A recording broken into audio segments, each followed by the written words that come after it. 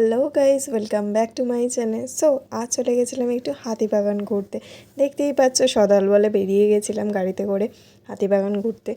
প্রথমত খুব খিদে পেয়ে গেছিলো, গিয়েই বাবুলাল স্পেশাল ওখানকার মোমো খেয়েছিলাম। নিয়েছিলাম একটা ফ্রাইড মোমো, একটা চিকেন স্টিম মোমো।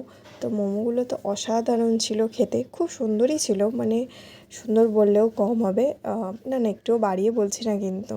তারপর হাতিবাগানে একটু ঘোরাঘুরি করলাম, কিছু শপিং করলাম, করে টোরে তারপর আমরা ওখান থেকে চলে গেছিলাম বাগবাজারে। বাগবাজারে আমরা ওখানে অ্যাকচুয়ালি গেছিলাম নীলাচল স্পেশাল কচুরি খেতে, মাছের কচুরি। কোনো দিন ট্রাই করিনি, তো ভেবেছিলাম এখানে এসছি যখন একবার প্রথমে ট্রাই করেই দেখা যাক ওই খাবারটা খেয়ে।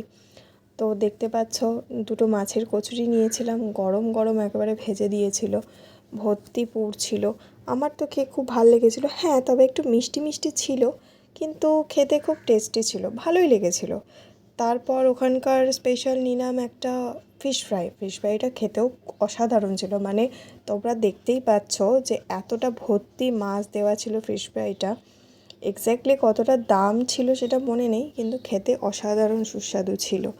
তো গরম ছিল অ্যাকচুয়ালি, খেতে মানে খেতে গিয়ে পুরো জিভ পুড়ে গেছিলো, এতটাই গরম ছিল।